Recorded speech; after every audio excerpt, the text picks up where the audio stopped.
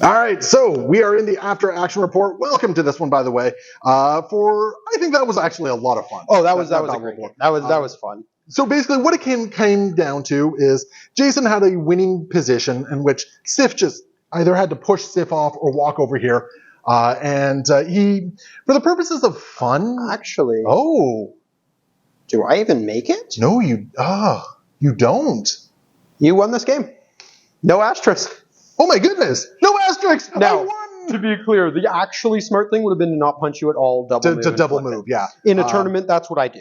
But at the same time, though, I don't think either of us actually realized you wouldn't be able to get within one there. I mean, what I could have done if I was trying to be Charge safe about it, and then- charge the first attack and then walk. Yeah. Okay, yeah. So there's a lot of interesting things that could have happened with that game, but yeah, interestingly enough, that's okay. Viewers, you get to decide who won this game. I guess that is what it is. But yeah, so this was a really fun game. I've been itching to play the new Asgard at 15. The model got knocked. I knocked it over when I sure. died. How convenient. I actually don't know if that's actually the case. I have no clue at this point. So yeah, viewers, you decide. But yeah, I've been wanting to run this 15 threat Asgard for a little bit now. It's a terrifying list. Honestly, if Killmonger hadn't popped off the way he did, Also, can I just say, Killmonger's done things for me before, but that was absurd. that was an obscenely good Killmonger game. Like Two turns in a row of just two models down. 2 activations, 4 kills. Yeah. Just absolutely fantastic.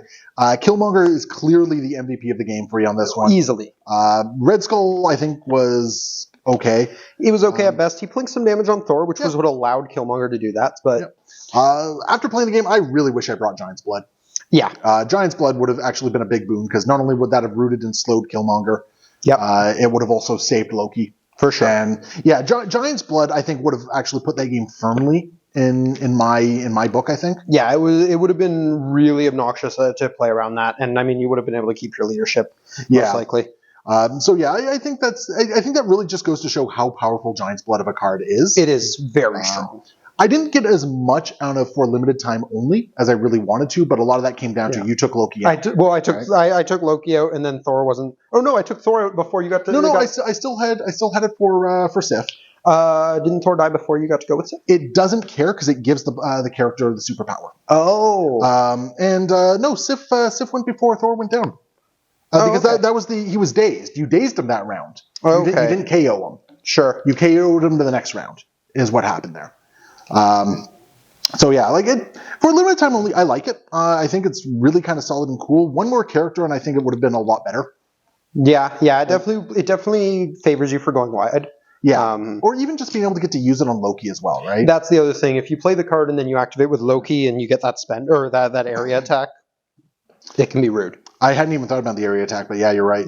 Area attack, damage, move me, and shock me now. All in all, though, I like the breakdown of your team there. You've been playing around with it at the local for a bit. Yeah, And the Swordsman Cabal Go it's a lot of fun. Well, having the dice fixing on both Zemo and Red Skull, really kind of cool.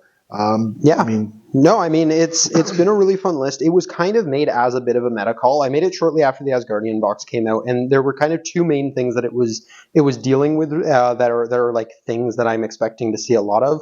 The first one being Loki, because he is extremely obnoxious to play into. So I was like, what if my skulls were crits instead? Think of it this way: how many little plinks of damage did you avoid? Exactly. Right. Well, I mean, not as many as I would have liked to in the early game, but still, I think each character probably avoided at least 2 or 3 plinks of damage. It's big. By It's changing the massive. spells, right? And yeah, it's good anti-Loki tech in that particular regard. Because I think like there was a couple instances where I think Zemo might have gone down to a plink. Yep. I mean, Zemo was hanging on by a thread for a little bit there. Killmonger would have been a lot easier to take down. Yep. Right. Like, and even to an extent, Sif. Like, you being able to turn off your or like change your skulls into crits, I think was actually a big thing that was letting you hold on. Plays really nice with the rerolls as well, just giving me that, I'm going to treat this, I'm going to get an extra die in here that even if it fails, I can reroll it now. Yeah, no, for sure. Yeah, like it's absolutely huge. I mean, the leadership's always been good, but now that Loki is a thing, I think it's even better. Yeah. And then, of course, just having a bunch of people who can charge right out the gate, notably these two. I also want to point out that I love the fact that Zemo is a core box character Killmonger was, I think, like a December or January release, right after the game released. Yeah. So we're looking; these are Wave 1 characters, Yeah. and they are still holding their own in this game. Oh, for sure. I mean, both of these models, Killmonger's a little squishy, and like when he doesn't pop off like this, he can feel a little bad, but he's still good. But he can pop off. Oh yeah, and when you put stuff like Zemo in the Red Skull leadership to help him do that, I mean, you saw how it worked today. Yeah, no, for sure, and it's really kind of cool. I'm really glad to see that there are some standout characters from way back that are still actually quite good and quite strong. And like I highly encourage people to go back and look at those year 1 models. Yeah. Like I don't know why MODOK disappeared. Oh, original MODOK is still great. Yeah. I don't remember in this list, but he's in some of my Cabal lists, and he's so much fun. Turning off the opponent's wilds Is just good because I think the only thing that wild does for the opponent is pierce. Yeah. Otherwise, it's like all those triggers you get. Nah. Yeah. We're not talking about that. No, But- it's fantastic.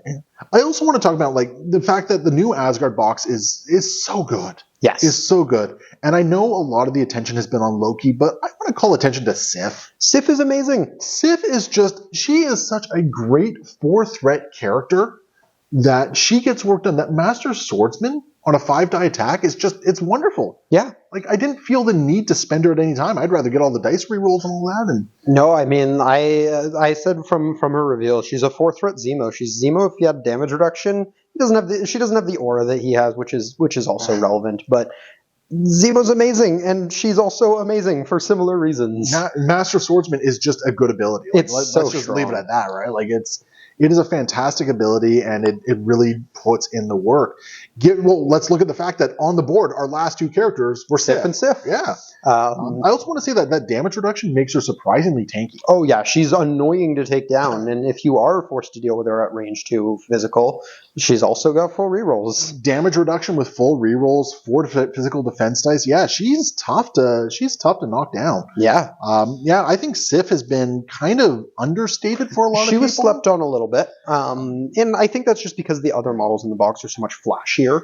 It's kind of unfortunate because I actually think Thor: Hero of Midgard is probably the least impactful of the 4. I love Jane. I love Jane as well. Jane is great. She's become not only one of my favorite models, just like to paint and use and all this sort of stuff. I love what she does on the card. I wish that is what Core Thor did. Yep. From day one. Oh, she really does feel like if they were to redo original Thor, that it would just be Jane. I mean, having said that, I do like Thor: Hero of Midgard. I think he brings a lot of cool stuff to the table. You just need a way to kind of absorb some of the damage. Yeah, no, because he does just die. Yeah, I mean, I think under normal circumstances, Odin's Blessing probably would have been saved for him. Yep. I was happy to see it go early. I made a judgment call, and I didn't think Killmonger would pop off the way he did. Yep. And yeah, that's one of those things where it's like, yep, that's a decision point. So, Yep. But anyway, Jason, this was a hell of a fun game. Oh, this was fun. I had a lot of fun with this one. Hopefully, it's not too short.